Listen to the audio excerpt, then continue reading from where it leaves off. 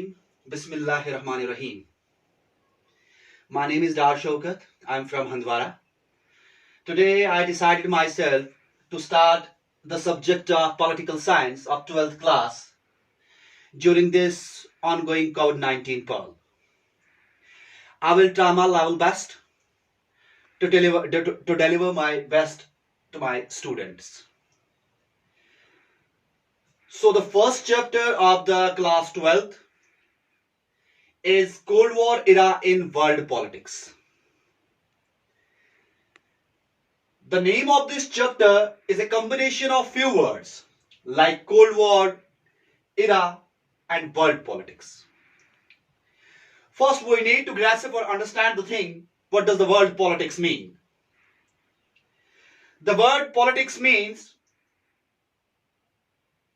the international level, or we can say in the world level. The word era means the period. It means that we need to discuss about, we need to know about when this Cold War had been started. In which year the war of Cold War had been started. So, before starting the deep discussion about the Cold War, let me take you backward about the background and literature of Cold War. Where it comes from, when it had been started, and how it had been started, and which countries were indulged in the Cold War. After the end of the Second World War in 1945, the new war had been started between the two super powerful blocs. One is USA, second is the USSR. And that war is simply known as the Cold War. So, in 1945, the era was the 1945. This was the year which witnessed the emergence of two super powerful blocs. After the end of the Cold War, after the end of the Second World War, the world has been divided into two powerful blocs. One powerful bloc was the USA and second powerful bloc was the USSR, which is contemporary called the Russia. So what we need to know about the Cold War, after the end of the Second World War in 1945, the world was divided into the two powerful blocs and the whole world was dominated by two powerful countries. One powerful country was USA, second powerful country was the USSR. When the whole world is dominated by, when the whole world politics is dominated by two powerful countries, this concept in political science is known as the bipolarity system. So, we had done the discussion about the Cold War, when it had been started, in which countries it had been started. Now come to the literal meaning of the Cold War. What does it mean? किस चीज को हम Cold War कहेंगे? What does it mean? In simple words, the Cold War means the war of words. Or we can say, it's a war without weapons and arms. In this war, neither North USA or we can say the USSR, both countries did not use their arms against each other. So they used their words, they used their behavior, they used their psychology, they used their foxy or cunning mind in order to defeat each other. So, Cold War is a war of words, it's a war without weapons. Or in other words, we can say it was war without open conflict. Next point which I want to discuss here is about the Cold War is that's the genesis about the Cold War. The genesis about the Cold War is about the who coined the term Cold War and who tried to popularize it. The answer is there was one American writer and political commentator, that is the Professor Lippmann, who popularized the concept of Cold War. So if anybody will ask you who is the man, who is the writer or the political commentator who popularized the term Cold War? Your answer should be in simple words, sir, it's a Professor Lippmann. But apart from that thing, who coined the term, the Cold War? The term was coined by the Bernard Brauch. The term was coined by the Bernard Brauch. So, Bernard Brauch coined the term Cold War, and after his successful attempt, it was a Professor Lippmann who used his elbow grease, who used his energy and sweat in order to popularize the concept of the Cold War. Now, come to the next point about what Nehru said about the Cold War. Nehru, as we know, was the first Prime Minister of India. He defined the Cold War in his own words. He said that Cold War is nothing but it is a psychological war. A psychological war means simply when the two nations use their minds in order to start a war between any country. So when the country does not use their weapons, only use their minds, use their nerve, it's called the Cold War. So Nehru called it the war of propaganda or neuro war or brain war. There is one more scholar in the political science that's known as the Florence. What the Florence said? How Florence defined the Cold War? So Florence said that Cold War is nothing but it is a war between the two countries in which one country wants to dominate the whole power in the whole world, and the opponent also try to do the same. So finally we come to the conclusion that the Cold War was started in 1945 between the USA and USSR. Now the next thing is, what are the futures of Cold War? Cold War के क्या futures होते हैं? So in order to understand the whole topic about the Cold War, it's very necessary, it's very imperative thing for the students to know about the futures or the characteristics of the Cold War, so that they will mug up or understand the whole concept of the Cold War. So let's come to the point of the futures of the Cold War. The first future of the Cold War was or is ideological conflict.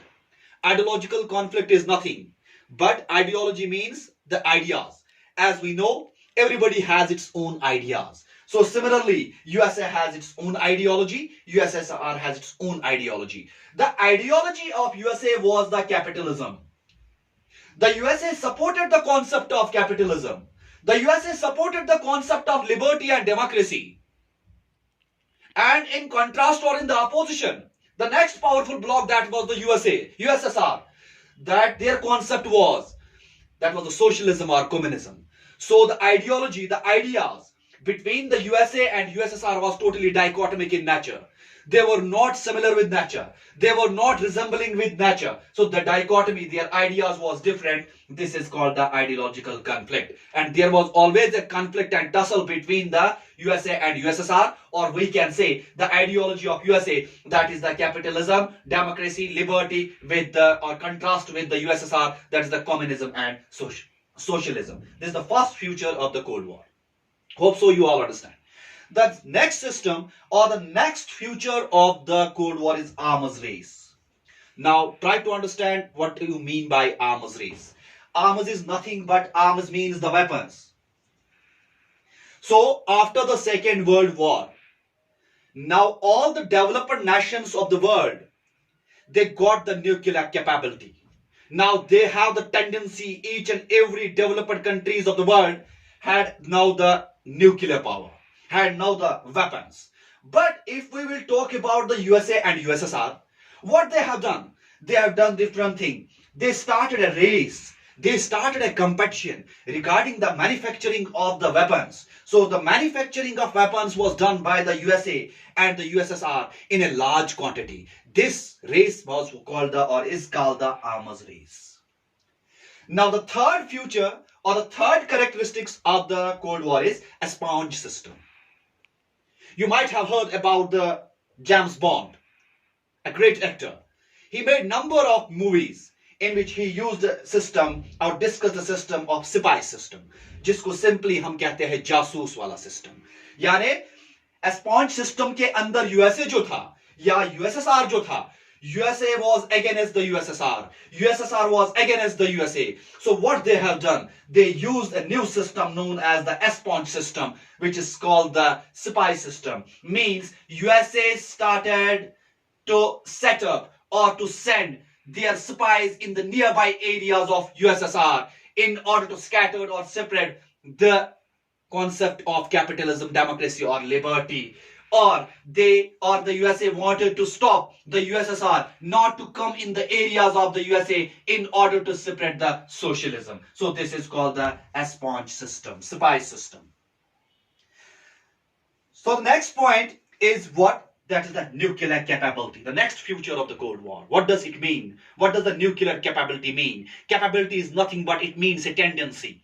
When any nation got the tendency to acquire the weapons, it means the nuclear capability. So there was a complete nuclear capability between the USA and the USSR. Now the USA had the weapons and the USSR had also the weapons. So this is called the nuclear capability. And very fortunate, I want to tell you one thing very clearly or in the crystal clear words, that this is the reason that nuclear capability which stopped the nations, which halted the nations not to start a third world war. Because in this era, in the era of the 1945, the nation like the USA and USSR got the science and technology and they started the manufacturing of the nuclear things or the nuclear weapons.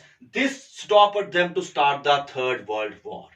So luckily हुआ क्या? Luckily ये हुआ कि nations के पास जो nuclear capability आ गई थी, उनके पास जो हथियार आ गया था, अगर उनके पास हथियार ना आता तो माइट भी फिर से वॉर हो जाता. लेकिन हथियार आने की वजह से they have now the what I can say afraidness, they have the phobia or anxiety in their minds and hearts that might be if we will war again, might be there will be the more destruction because now the nations have complete nuclear capability. Hope so you all understand.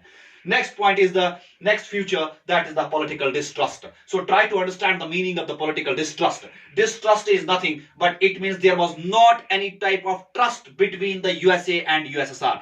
They do not believe with each other. They do not trust with each other. Politically they do not trust with each other. कभी एक दूसरे पे भरोसा नहीं करते थे. इसको हम कहते हैं political distrust. याद रखिएगा, जो साइकोलॉजिकल वॉर, जिसको हम कोल्ड वॉर को साइकोलॉजिकल वॉर कहते हैं, वॉर ऑफ प्रोपेगेंडा कहते हैं, या हम सिंपली इसको कहते हैं प्रॉक्सी वॉर.